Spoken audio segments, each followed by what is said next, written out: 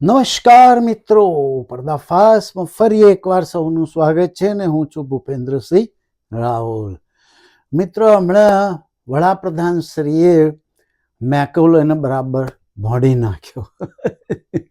ઘણા મિત્રોને મેકોલે કોણ તો ખબર નહીં હોય, પણ ભારતમાં અંગ્રેજી શિક્ષણ પદ્ધતિ શરૂ કરનાર તરીકે મેકોલેનું નામ આવે છે, લોર્ડ થોમસ મેકોલે. એટલે આપણે એમ કે ગુલામી માનસિકતા ફલાણું ઢીકણું મેકોલોની એમાંથી નીકળી જવું પડશે અને નીકળી જઈશું ને અંગ્રેજી શિક્ષણ એને શરૂ કરેલું, એટલે એ મેકોલેને ભણતા હોય છે.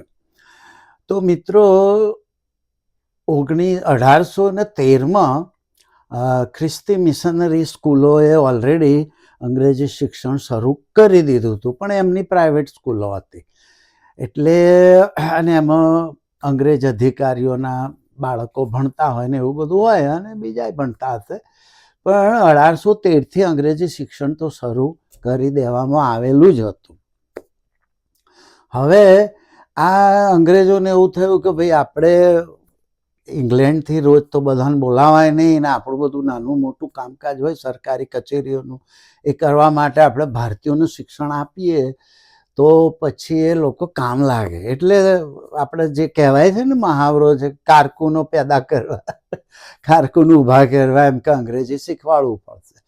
તો એમાં પછી કઈ રીતે આપવું, ભારતીયોને શિક્ષણ કઈ રીતે આપવું, સમજો તમે. ભારતીયોને શિક્ષણ આપવાની કેમ જરૂર પડી? કારણ કે ઉચ્ચ વર્ગ સિવાય કોઈ ભણતું જ નહોતું. સમજો, કોઈને ભણાવવામાં આવતા જ નહોતા, અધિકાર જ નહોતો, ભણવાનો અધિકાર સ્ત્રીઓને બિલકુલ અધિકાર નહોતો, શૂદ્રોને અધિકાર નહોતો, અતિશૂદ્રોને અધિકાર નહોતો, અને જે ઉચ્ચ વર્ગના હોય ને એમાં બી એમાં બધા કંઈ બહુ ભણતા નહોતા. એટલે એક જ કોમ મોટા ભાગે ભણતી હતી, અને તે બધા વેદો ને એવા બધા શાસ્ત્રો ને બધું, બીજું કંઈ કામનું તો એવું કંઈ ભણતર હતું નહીં. એટલે આ લોકોને એવું થયું કે આપણે કંઈક શિક્ષણ આપીએ ભારતીયોને. તો એમાં બે ભાગ પડી ગયા હતા, ઓરિએન્ટાલિસ્ટ અને એંગ્લિસિસ્ટ. તો ઓરિએન્ટાલિસ્ટ જે હતા એ અંગ્રેજો જ હતા બધા. એ લોકો એવું વિચારતા હતા કે આપણે આ લોકોને ભારતીય ભાષાઓમાં શિક્ષણ આપીએ, જે પણ આપણી મરાઠી હોય, ગુજરાતી હોય, હિન્દી હોય, બંગાળી હોય, તમિલ હોય, એ બધી ભાષાઓમાં આપણે શિક્ષણ આપીએ. તો એંગ્લિસિસ્ટ લોકો હતા એ કે ના, તો એમાં તો શું ફરક પડશે, આપણે એમને અંગ્રેજી શિક્ષણ આપીએ, અંગ્રેજીમાં શિક્ષણ આપીએ, ભારતીય ભાષાઓમાં નહીં.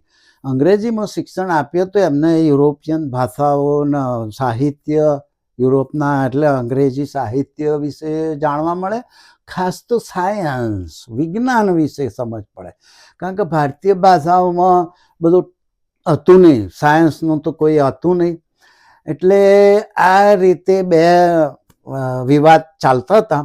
ઓરિએન્ટાલિસ્ટ કે આપણે ભારતીય ભાષાઓમાં આપીએ, અને એંગ્લિસિસ્ટ કે ઇંગ્લિશમાં આપીએ.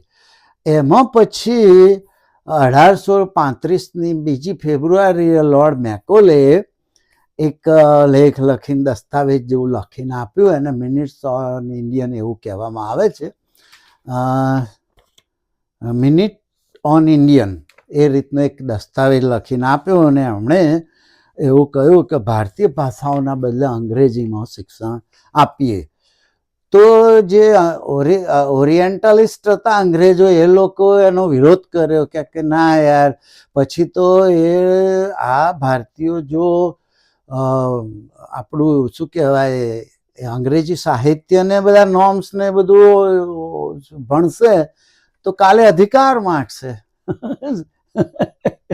સ્વતંત્રતા માગશે, એવું બધું માગશે, ડેમોક્રેસી માગશે. તો એટલે આ એમને એમની ભારતીય ભાષાઓ જ ભણાવો, એમ ભારતીય શિક્ષણ જ આપો. પણ એમણે પછી છેવટે આ નક્કી થયું કે ભાઈ અંગ્રેજીમાં શિક્ષણ આપવું ને. એ વખતે લોર્ડ વિલિયમ બેન્ટિક હતા, એ ગવર્નર હતા. એટલે ભારતમાં અંગ્રેજી શિક્ષણની શરૂઆત લોર્ડ વિલિયમ બેન્ટિકના નામે થાય છે.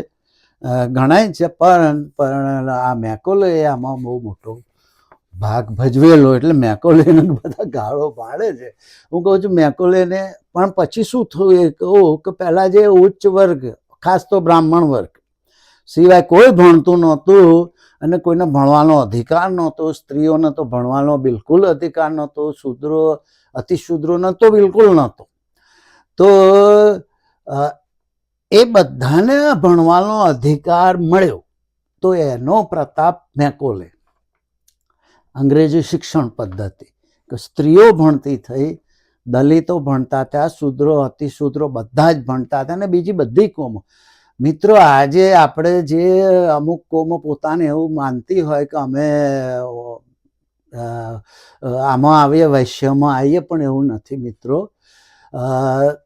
બ્રાહ્મણ, ક્ષત્રિય, વૈશ્ય જે અત્યારે જે વણિક કોમ છે એ જ વૈશ્યમાં આવતી હતી. એ સિવાયની બધી જ કોમો શૂદ્રમાં ગણાતી હતી. આપણે તો નાત જાતમાં માનતા નથી, જાતિવાદમાં માનતા નથી, પણ આ જસ્ટ માહિતી માટે. એટલે જો આજે મોદીજી મેકોલેને ભાંડતા હોય તો એ બહુ મોટું ભૂલ ભરેલું છે, કે એ જમાનામાં બધી કોમો, જે બધી ઇતર કોમો છે બક્ષી પંચની, એ બધી શૂદ્રમાં ગણાતી હતી. એનો પછી વાદ વિવાદ બધો નકામો છે અત્યારે કરવો, પણ બધાને ભણવા મળ્યું હોય, બધી જ કોમોને ભણવા મળ્યું હોય, તો એ આ અંગ્રેજી શિક્ષણ પદ્ધતિના લીધે. એટલે તો બધા આગળ આવે, અને ખાસ તો સાયન્સ ભણવા મળ્યું. એટલે મેકોલેની આ ભૂલ હતી કે એણે આ બધું અંગ્રેજી શિક્ષણ પદ્ધતિ શરૂ કરી અંગ્રેજીમાં. એટલે જે ભણ્યા, જે લોકો ભણ્યા, એ લોકો બધું ભણ્યા કે ડેમોક્રેસી ફલાણું ઢીકણું બધા હક, તો એ બધા લોકો પછી આઝાદી માગતા થઈ ગયા. અને એ જે બેચ હતી એ જો તમે બધા લંડન જઈને ભણ્યા, બધા બેરિસ્ટર બન્યા અને આઝાદીની ચળવળ શરૂ કરી, નહીં તો ના થાય. સ્ત્રીઓ ભણી તો સાવિત્રીબાઈ ફૂલે સ્ત્રીઓની સ્કૂલો, છોકરીઓની સ્કૂલો ચાલુ કરી.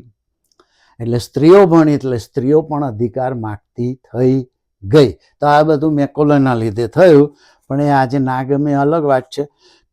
પરંતુ મારે જે હાલ વાત કરવી છે ને એ અલગ છે, કે એક બાજુ તમે મેકોલેને ભાંડો છો, મોદીજી સંસદમાં કે બહાર ગમે તે મેકોલેને ભાંડો છો, પરંતુ આ બહારની જે વિદેશની અને યુકેની યુનિવર્સિટીઓના ભારતમાં કેમ્પસ સ્થાપવાની પરમિશન કેમ આપો છો?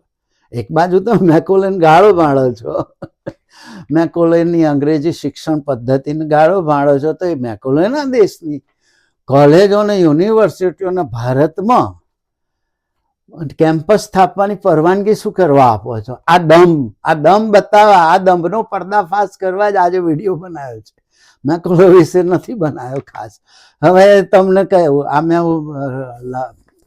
ઉતાર્યું છે. મોદી સરકારે ભારતમાં વિદેશી યુનિવર્સિટીઓને કેમ્પસ સ્થાપવાની મંજૂરી આપી. એક બાજુ મેકોલેને ગાળો પાડી. રાષ્ટ્રીય શિક્ષણ નીતિ NEP 2020 હેઠળ યુનિવર્સિટી ગ્રાન્ટ કમિશન દ્વારા 2023માં જારી કરાયેલા નિયમો અનુસાર વિદેશી ઉચ્ચ શિક્ષણ સંસ્થાઓ, ફોરેન હાયર એજ્યુકેશનલ ઇન્સ્ટિટ્યૂટ ને ભારતમાં સ્વાયત્ત કેમ્પસ સ્થાપવાની મંજૂરી આપી છે. આ નિયમો વિશ્વની ટોપ 500 રેન્કિંગવાળી યુનિવર્સિટીઓને લાગુ પડે છે. હાલ ડિસેમ્બર 2025 સુધી UGCએ 12થી વધુ વિદેશી યુનિવર્સિટીઓને લેટર ઓફ ઇન્ટેન્ટ LOI આપી દીધા છે, જેમાંથી કેટલાક કેમ્પસ શરૂ થઈ ગયા છે અને બીજા 2026-27માં શરૂ થશે. કુલ 15 વિદેશી યુનિવર્સિટીઓને આ કાર્યક્રમ દરમિયાન મંજૂરી મળી છે. એમાં UK, મેકોલેના દેશ UK, ઓસ્ટ્રેલિયા, એ પણ બ્રિટનથી વસેલા જ છે, બ્રિટનથી જઈને જ વસેલા છે ઓસ્ટ્રેલિયામાં, USA, ઇટાલી, કેનેડા અને મલેશિયાની સંસ્થાઓનો સમાવેશ થાય છે. તો આ મેકોલે પુત્ર કોણ થયો? આ મંજૂરીઓ UGCના 2023ના નિયમો હેઠળ setting up and operation of campus of foreign higher educational institutes in India regulation 2023 હેઠળ આપવામાં આવી છે, જેમાં વિદેશી યુનિવર્સિટીઓને પ્રવેશ પ્રક્રિયા, ફી, કરિક્યુલમ પર સ્વાયત્તા મળે છે. મુખ્ય શહેરો મુંબઈમાં 6 કેમ્પસ, બેંગ્લોરમાં 2, ગુરુગ્રામ, નોઈડા, ગ્રેટર નોઈડા, ચેન્નઈમાં કેમ્પસો સ્થપાશે. ગિફ્ટ સિટી ગુજરાતમાં પણ નોંધાઈ ગયેલું છે, ચાલુ થઈ ગયું. ચલો તારે હું તમને એ આપી દઉં લિસ્ટ. યુનિવર્સિટી ઓફ સાઉથમ્પ્ટન યુકે, અને એનું કેમ્પસ થવાનું છે, ચાલુ થઈ ગયું છે 2025માં ગુરુગ્રામ હરિયાણા. ડીકિન યુનિવર્સિટી મૂળ ઓસ્ટ્રેલિયાની. ગિફ્ટ સિટી ગુજરાત 2024માં શરૂ. યુનિવર્સિટી ઓફ વુલંગોંગ એ ઓસ્ટ્રેલિયાની છે, ગિફ્ટ સિટી ગુજરાતમાં 2024થી ચાલુ. યુનિવર્સિટી ઓફ લિવરપુલ યુકે એનું કે બેંગ્લોર, એ આ બધા 2026-27થી શરૂ થશે. Illinois Institute of Technology USA એનું કેમ્પસ થશે Bombay. Western Sydney University Australia મૂળ એનું નોઈડામાં શરૂ થશે. વિક્ટોરિયા યુનિવર્સિટી ઓસ્ટ્રેલિયા નોઈડામાં. યુનિવર્સિટી ઓફ બ્રિસ્ટોલ UK મુંબઈમાં. યુનિવર્સિટી ઓફ લેન્કેસ્ટર UK બેંગ્લોરમાં. યુનિવર્સિટી ઓફ સરે UK, હા મૂળ યુકેની બધી સરે. ગિફ્ટ સિટી ઓફ ગુજરાત એમાં એનું કેમ્પસ શરૂ થશે. યુનિવર્સિટી ઓફ એબરડીન એ યુકેની, એ મુંબઈમાં શરૂ થશે. લા ટોર્બે યુનિવર્સિટી ઓસ્ટ્રેલિયાની છે, બેંગ્લોરમાં શરૂ થશે. ઇન્સ્ટિટ્યૂટો યુરોપિયો ડો ડિઝાઇન ઇટાલી એનું મુંબઈમાં શરૂ થશે. અને યુનિવર્સિટી ઓફ વેસ્ટર્ન ઓસ્ટ્રેલિયા એ ઓસ્ટ્રેલિયાની યુનિવર્સિટી મુંબઈમાં શરૂ થશે. તો મિત્રો આ રીતે લગભગ 15 યુનિવર્સિટીઓ બહારથી પોતાના કેમ્પસ ભારતમાં શરૂ કરશે. એમાં નોઈડા આવી ગયું, હરિયાણા આવી ગયું, મુંબઈ આવી ગયું, ગુજરાત ગિફ્ટ સિટી આવી ગયું, બેંગ્લોર પણ આવી ગયું. તો તમે એક બાજુ ગારો ભાંડો છો મેકોલેના દેશની યુનિવર્સિટીઓને શું કરવા અહીં આમંત્રણ આપીને કેમ્પસ શરૂ કરવાની પરવાનગી આપી. તો મિત્ર આ દંભનો પર્દાફાશ કરવો છે કે આ તમને વોટ લેવા માટે મેકોલેન ગારો ભાંડે છે. મેકોલે આપણને ગુલામ બનાવી દીધા, અંગ્રેજી શિક્ષણથી ગુલામ થઈ ગયા, ફલાણું ઢીકણું. અરે ભાઈ, અંગ્રેજી શિક્ષણથી જ તમે આઝાદ થયા, ન તો ના થયા હોત. ભણતું તું જ કોણ? ભણવાની જ આઝાદી નહોતી, કોઈ ભણતું નહોતું. એક જ કોમ ભણતી હતી, બાકી કોઈ કોમો ભણતી નથી, કોઈને ભણવાનો અધિકાર નહોતો. આજે બધી જ કોમો ભણતી થઈ છે, અને એમાં સ્ત્રીઓએ તો મેકોલેનો આભાર જ માનવો જોઈએ, અથવા અંગ્રેજી શિક્ષણ પદ્ધતિનો બેન્ટિકનો આભાર માનો, જેનો આભાર માનવો જોઈએ એનો માનો. બાકી સ્ત્રીઓને તો બિલકુલ અધિકાર નહોતો. તો મિત્રો બસ ખાલી આ દંભનો જ પર્દાફાશ કરવો તો કે એક બાજુ મેકોલેને સંસદમાં બધા ભાંડે છે, અને એક બાજુ 15 બહારની યુનિવર્સિટીઓને પરવાનગી આપી દીધી છે પોતાના કેમ્પસ સ્થાપવાની. આટલું કહીને મારી વાત પૂરી કરું. આવજો ભાઈ.